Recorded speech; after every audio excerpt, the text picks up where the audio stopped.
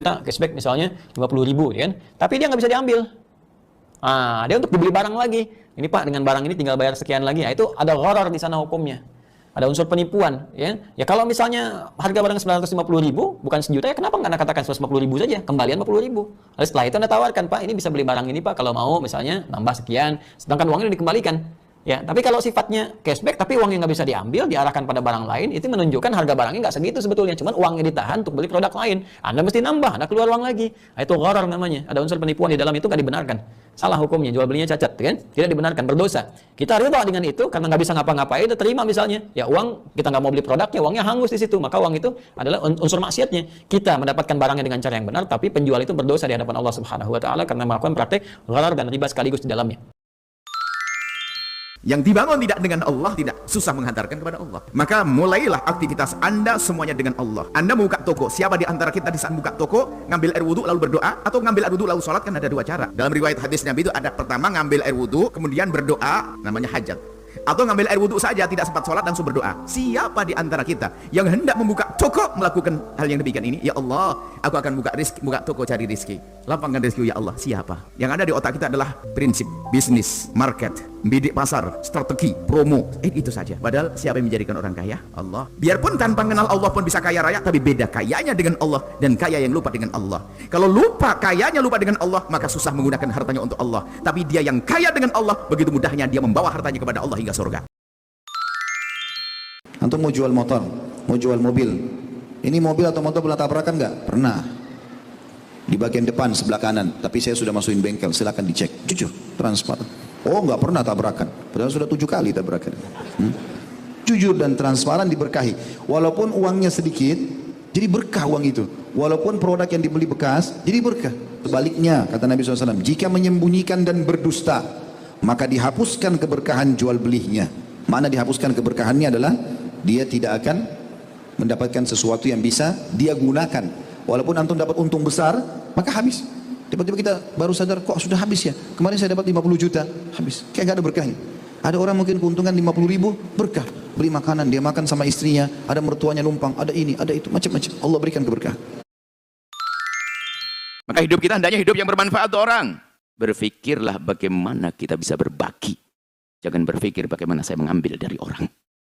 Ingat semuanya. Berfikirlah bagaimana kita bisa berbuat baik untuk orang. Karena Allah. Jangan berpikir bagaimana kita mendapatkan dari orang. Oh, ini kalau prinsip dipakai mah dahsyat. Bukankah kita mengaku cinta Nabi? Kan begitu. Bukankah kita mengaku cinta umat Nabi? Kalau kamu cinta umat Nabi, bantu dong. Senang membantu umat Nabi.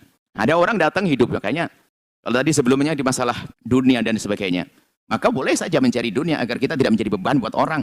Agar tidak menjadi beban buat orang lain. Agar kemandirian. Kalau semua orang punya prinsip begini kan indah. Ada orang otaknya, di otaknya otak ngerepoti manusia. Dengan Allah pun tidak baik dia. Dan tempat yang paling dibenci oleh Allah adalah pasar. Bukan berarti orang tidak boleh ke pasar. Bukan. Tapi Rasulullah SAW hendak mengingatkan kita. Hati-hati tatkala engkau masuk pasar. Kenapa pasar ini dikatakan tempat yang paling dibenci oleh Allah Azza wa Jalla? Salman Al-Farisi, sahabat Nabi kita radhiyallahu taala anhu mengatakan, engkau jangan pernah menjadi orang yang pertama masuk masjid, yang terakhir keluar, yang pertama masuk pasar dan terakhir keluar pasar. Kenapa? Ternyata pasar ini memang tempat mengais rezeki, tapi di pasar itu tempat peperangan syaitan. Di pasar itu setan pasang benderanya untuk menunjukkan kemenangan dia. Tempat penipuan itu di pasar, mengurangi timbangan di pasar, riba di pasar. Barang yang haram diperjualbelikan, ada beberapa hal yang disebutkan. Dari Jabir bin Abdullah, ia mendengar Rasulullah sallallahu alaihi wasallam bersabda amal fathi pada saat penaklukan kota Mekah tahun 8 Hijriah. Wa bi Makkah, dan beliau sedang berada di Mekah. Yaitu Nabi sallallahu alaihi wasallam bersabda, "Innallaha wa rasulahu harrama bai'al khamri wal maitati wal khinziri wal asnam." Allah dan Rasulnya itu mengharamkan jual beli khamar, jual beli bangkai, jual beli babi, jual beli patung. Di sini disebutkan 4 hal di sini ya ibu-ibu ya. Ada khamar, bangkai, babi, berhala atau patung.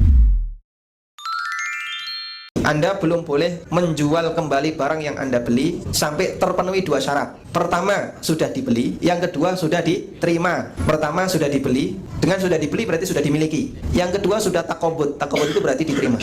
Sehingga misalnya Anda beli HP merek X di Shopee.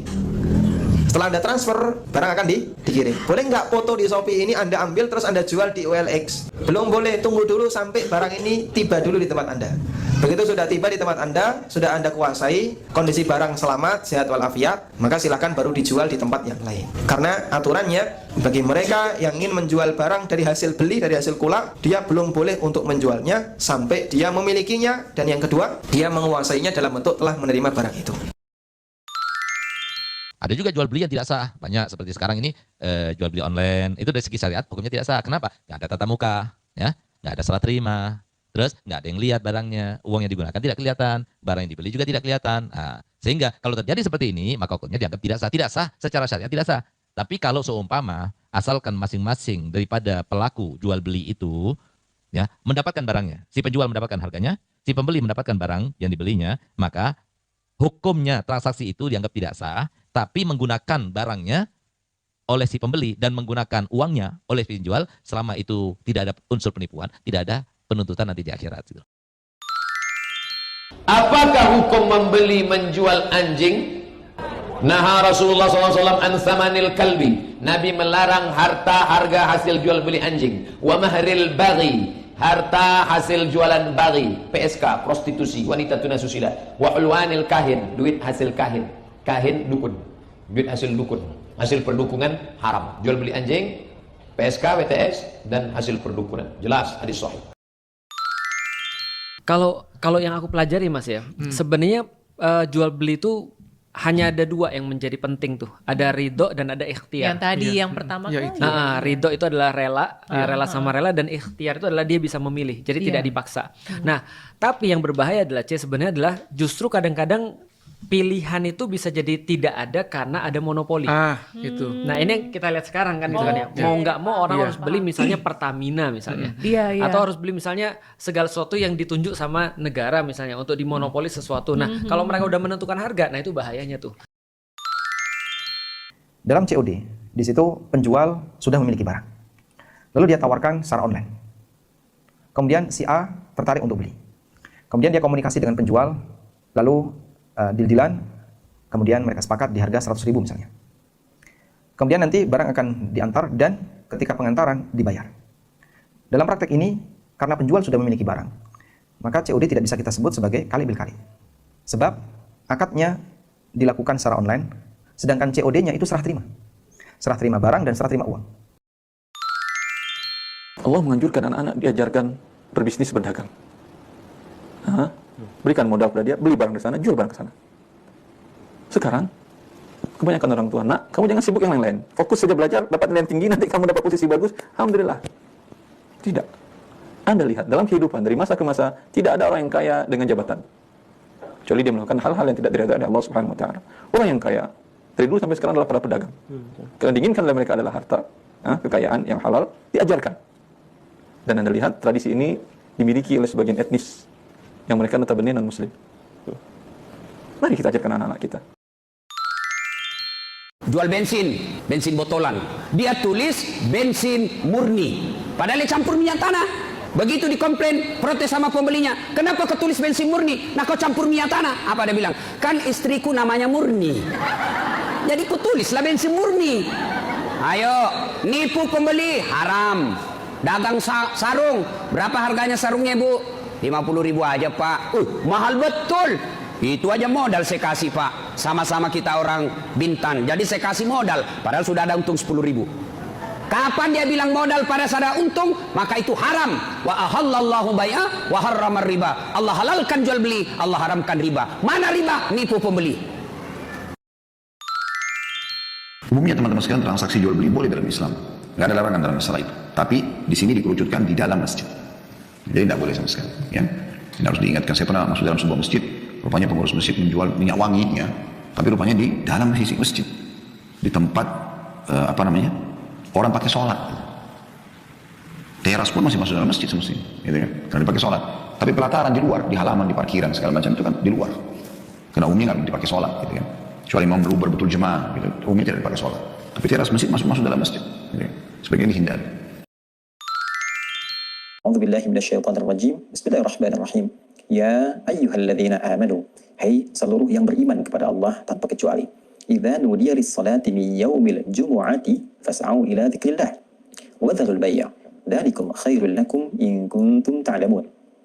Hei seluruh insan yang beriman, tanpa kecuali, jika telah diseru kalian semua di hari Jumat itu untuk mengingat Allah, menunaikan sholat, beribadah kepadanya, maka bergegaslah bersiap dengan sempurna. Respon seruan itu, tinggalkan aktivitas jual beli atau berbagai hal yang menyertainya. Dan itu semua akan lebih mulia, istimewa jika engkau lakukan, walaupun engkau barangkali belum mengetahui. Bagaimana dengan jual saham? Apakah judi? Ini butuh rincian. Kalau misalnya saya punya perusahaan lalu saya buka saham, silakan saham saya mau jual sekian. Kalau ada yang mau ikut saya akan kasih persentase 5%, 10% segala macam. Dan perusahaannya jelas. Karena ada syarat-syarat dalam Islam ya. Untuk menjadikan pendapatan itu halal, harus modalnya halal, harusnya sistemnya halal, harusnya produknya halal. Sumber dananya dari mana halal atau tidak, sistemnya halal, produknya halal. Maka dia jadi halal ini. Kita kalau mau ikut saham di situ, ada masalah. Yang jelas akadnya jelas, gitu kan? Kalau jual beli tidak boleh dua harga. Yang disebut dua harga. Nih, Bu Yuli, saya jualan kurungan. Kalau kontan 50.000. Kalau 2 bulan 80.000. Kalau misalnya 4 bulan 95.000 misalnya. Nggak dipastikan mau ambil yang mana, itu tidak boleh dua harga. Tapi kalau menentukan kata yang beli, udah mah saya ambil yang 3 bulan 95.000, itu boleh satu harga yang dipakai. Apakah termasuk riba jika pembelian barang secara kredit atau angsuran, di mana harga barang tersebut berbeda tergantung lama masa angsuran? Kredit dan cash bisa berbeda harga, tapi akadnya harus jelas. Produk yang sama, saya jual motor, kalau orang cash 15 juta, kalau orang kredit 17 juta. Tapi akadnya dipisahin, memang berpisah, yang kredit sendiri, yang ini sendiri. Akadnya jelas, dan akadnya harus transaksi jual beli. Saya jual motor ini dengan keuntungan 2 juta yang akan dicicil sekian. Jangan utang piutang, kalau akadnya utang piutang jadi riba, nggak boleh.